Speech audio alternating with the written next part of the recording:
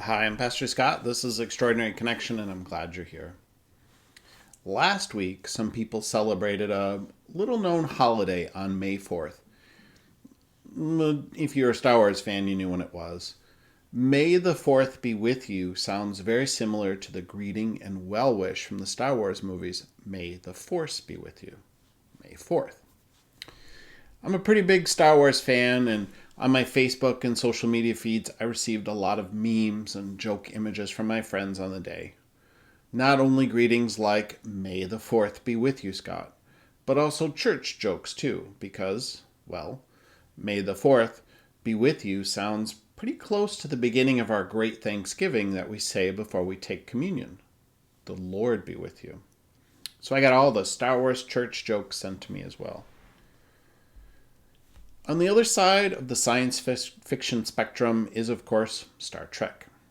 They too have a holiday to celebrate their universe.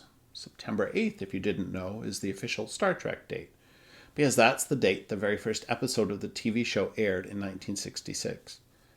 And a handful of Trekkies also celebrate April 5th, because in one of the movies, that's the day Zefram Cochrane first meets the Vulcans in 2063. So that means only 42 more years to go until warp technology and first contact. And a super small subset of science fiction geeks will be excited about that coincidence. Fans of these two genres take their fictional universes very seriously. There are hundreds of books written in both universes, and when you add fan fiction stories, the numbers grow to thousands. There are full and complete languages that have come out of the stories, like Klingon. Klingon is so complete and detailed, it's a language you can learn on Duolingo if desired. And cosplay. Fans of both Star Wars and Star Trek take their costuming very serious. There's an elaborate certification process to have an authorized Star Wars costume, and clubs where like-minded fans can meet, swap sewing patterns, and just hang out together in costume. The passion for these tribes has caused a long-running rivalry between the two franchises, Star Wars and Star Trek.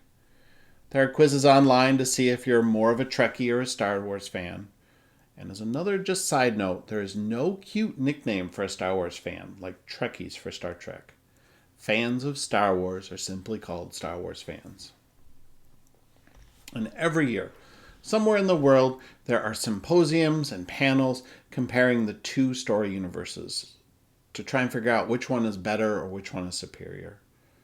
There are numerous YouTubers who set out to prove once and for all which world is better. And there are even celebrity endorsements over this battle. For example, Neil deGrasse Tyson is famously a Trekkie because in his words, Star Wars never made any attempt to portray real physics. Star Wars fans and Trekkies take their differences very seriously. They are both fiercely protective of their beliefs. They are loyal to a fault on their stories and in their tribes. There isn't much the two groups agree on. But here's the thing. Even though they don't agree on anything, they still love each other. They still support each other. They still uplift one another. At conventions and Comic Cons, you can see Trekkies and Star Wars fans talking and laughing together. You can see them posing for pictures and admiring each other's cosplay together. You can see them accept one another even if they don't agree on the reasons that brought them to the convention in the first place.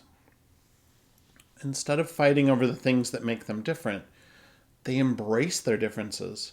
They love each other and they look for things that they do agree on. So imagine what our churches would be like if we could do the same. Imagine a place where we could agree to disagree without being personally offended or felt attacked by someone with an opposing viewpoint. Imagine a church where different viewpoints and perspectives were welcomed, not because it offered us a chance to fix their theology, but because we might grow closer to Christ in hearing their stories. The church, capital C, has a history of splintering and fracturing because one side doesn't agree about the eschatology contained in the book of Revelation, or transubstantiation in communion, or Who can serve as priests and pastors? There are going to be things, big things, that you and I don't agree on. Issues and ideas in our religion and faith that puts us on opposite spectrums of thought.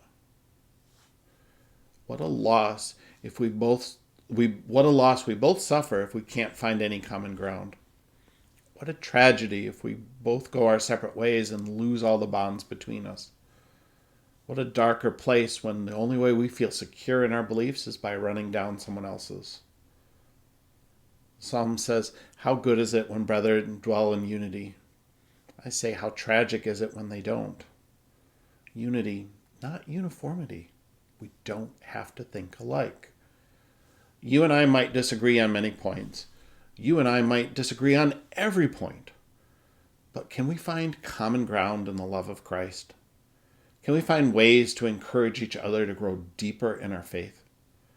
Can we find ways to listen even on the topics that we know we'll never see eye to eye on, in hopes that the conversation and the relation will help us both be better Christians?